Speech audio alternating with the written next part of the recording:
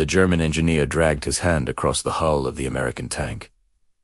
Something didn't add up. Not wrong with the tank itself.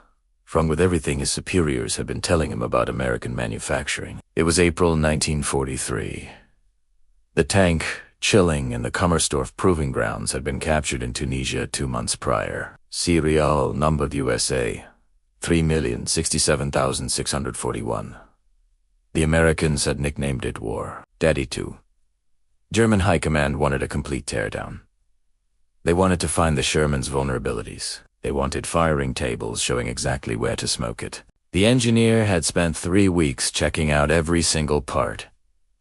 And what he discovered wasn't weakness. He traced his fingers over the welds. They weren't just tough. They were pristine, consistent, machine quality. It wasn't just a manufacturing approach that scared him. It was understanding that while Germany was hand-building masterpieces, America was churning out tanks like factory products. War Daddy 2 had been captured on February 22, 1943. 8 days after the Battle of Sidi started. That battle was a complete disaster for the Americans. German panzers had slammed into the 1st Armored Division and sent them running back toward Kasserine Pass. The tank belonged to Company G, 3rd Battalion, 1st Armored Regiment.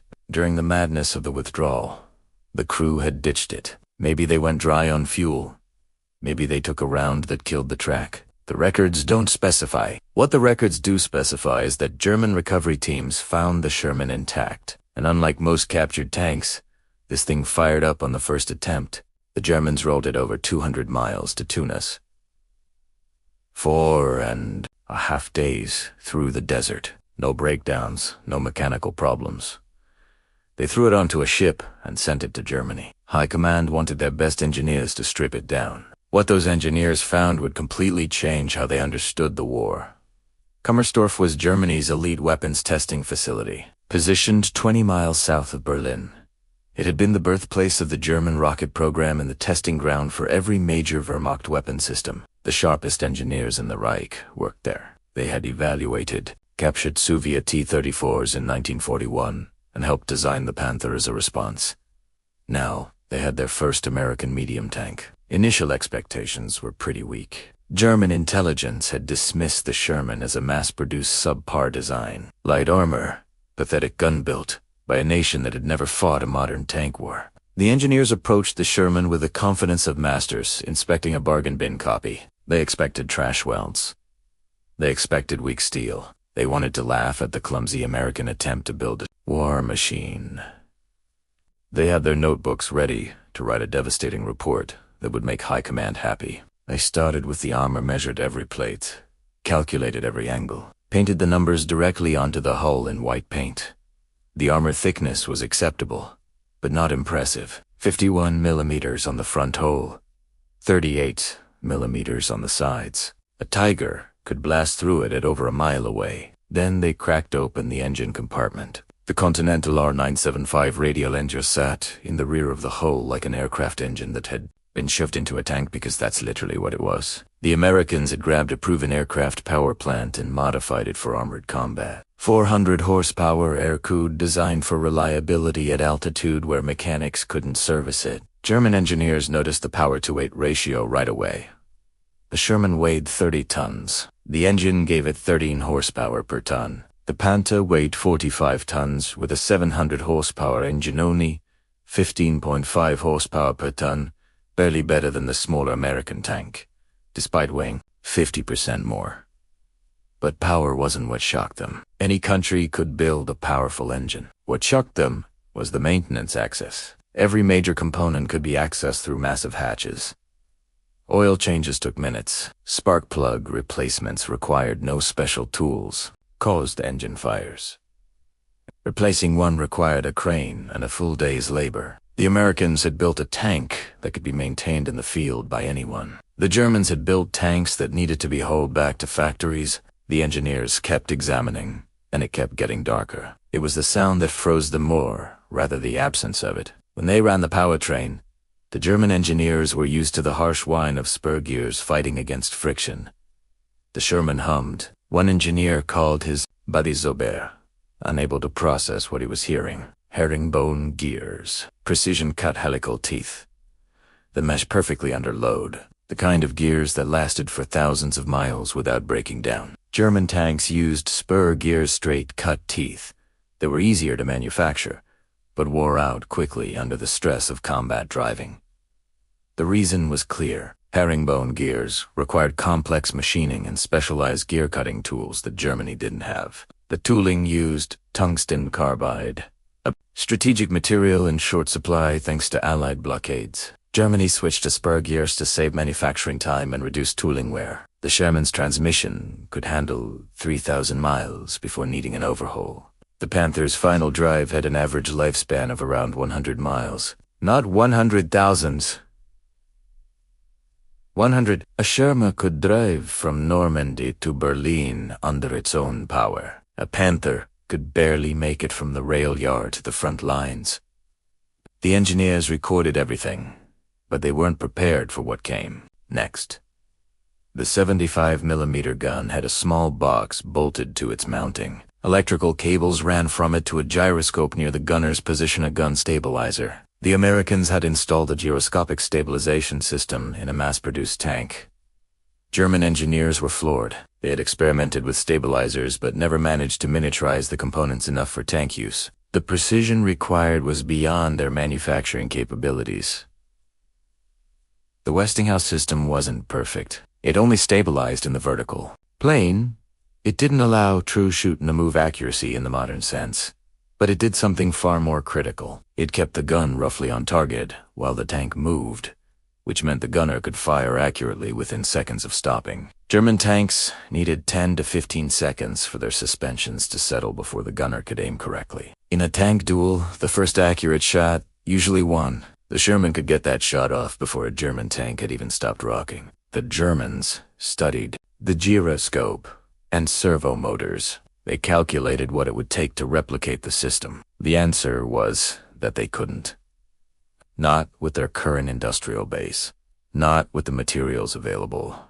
Not with the precision manufacturing they had. And they still hadn't discovered the worst part. In June 1943, War Daddy 2 was shipped to Hillesleben for a demonstration before the High Command.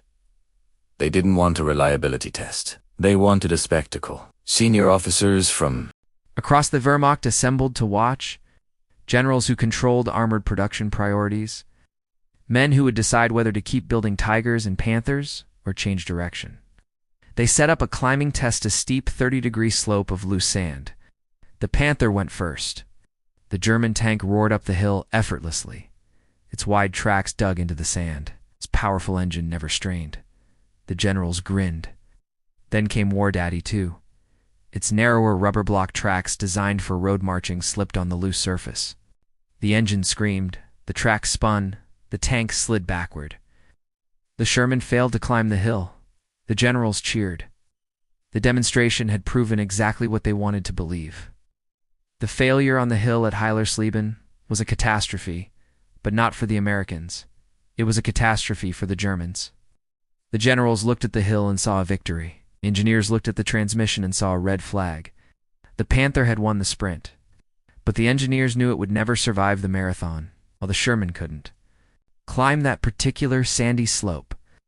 It had just driven over 200 miles across the Tunisian desert under its own power of feet that Panther could rarely match without snapping a final drive.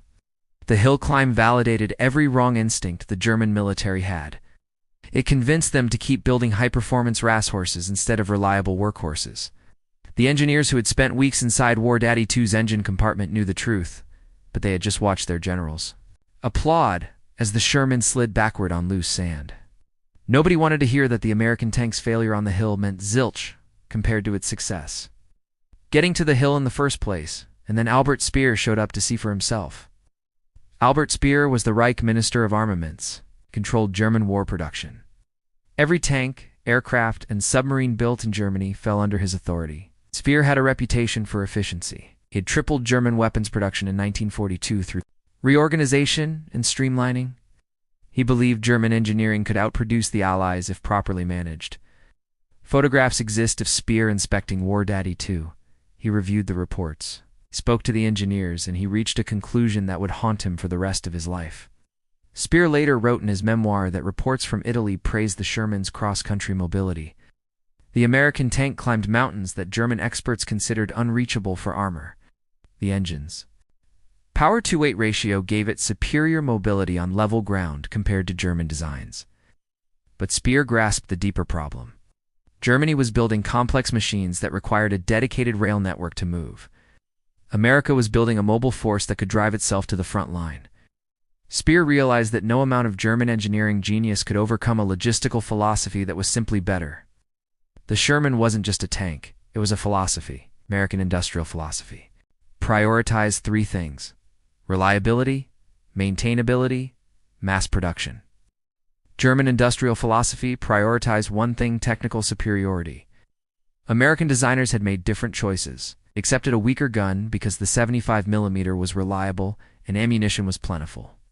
They accepted thinner armor because it reduced weight and improved mobility. They accepted a simpler design because it meant faster production and easier maintenance. Germany couldn't compete with that. Not because German engineers weren't brilliant, because German engineers had optimized for the wrong things.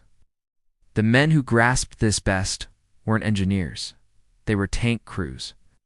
Alfred Rubbel commanded a Tiger Eye in the 503rd Heavy Panzer Battalion.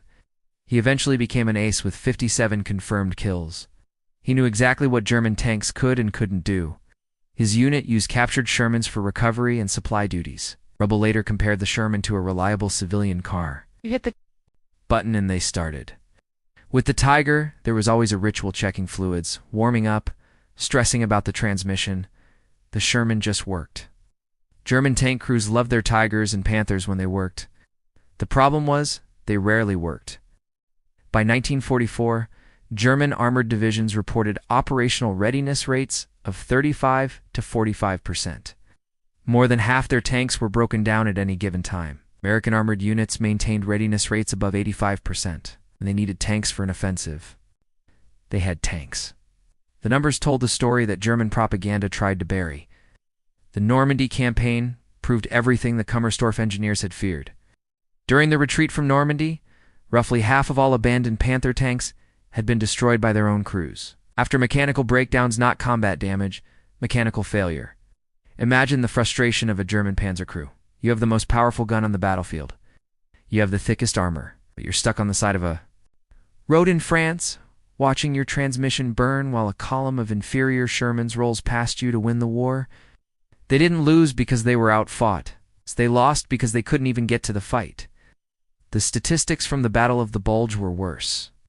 By late 1944, 60 to 70% of German heavy tank losses were non-combat-related fuel shortages and breakdowns, not American gunfire.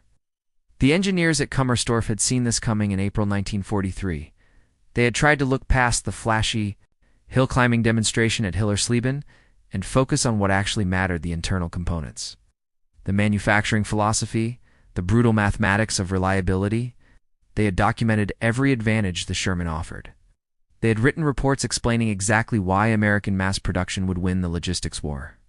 Nobody had listened. The generals had watched the Sherman fail on a sandy slope and walked away confident that German engineering was superior. Germany couldn't adopt American manufacturing philosophy for reasons that went beyond engineering. The strategic materials weren't available. Herringbone gears required complex tooling that Germany lacked. Precision electronics required copper and rare earth elements. Allied blockades had cut Germany off from global supply chains. The production culture couldn't change fast enough. German factories were organized around skilled craftsmen who hand-fitted components. American factories used interchangeable parts and assembly lines. Converting one system to the other would take years Germany didn't have. The Nazi ideology got in the way. German engineering was supposed to be superior, admitting that. American mass production techniques were better contradicted everything the regime believed about Aryan technical superiority. So Germany kept building Tigers and Panthers, magnificent machines that spent more time broken down than fighting. Technical marvels that couldn't compete with American quantity and reliability. Germany remained trapped, bound by an ideology that demanded perfection and an industrial base that could no longer afford it. America built 49,324 Sherman tanks during the war. Germany built approximately 6,000 Panthers and 1,347 Tigers. The production ratio was nearly 8-1 for medium tanks alone, and American tanks actually worked when they reached the front. A Tiger could destroy 5 Shermans in a single engagement. But there would be 6 more Shermans showing up tomorrow, and the Tiger would be broken down, waiting for a transmission that wouldn't arrive for 3 weeks. The mathematics were brutal. German tankers achieved kill ratios that would have won any other war. But this war wasn't about kill ratios. It was about logistics. War Daddy 2 had shown the German engineers exactly why they would lose. A tank that started when you hit the button, transmission that lasted the life of the tank, an engine that any mechanic could service. Reliability beats perfection. Availability beats capability. Working beats superior every single time.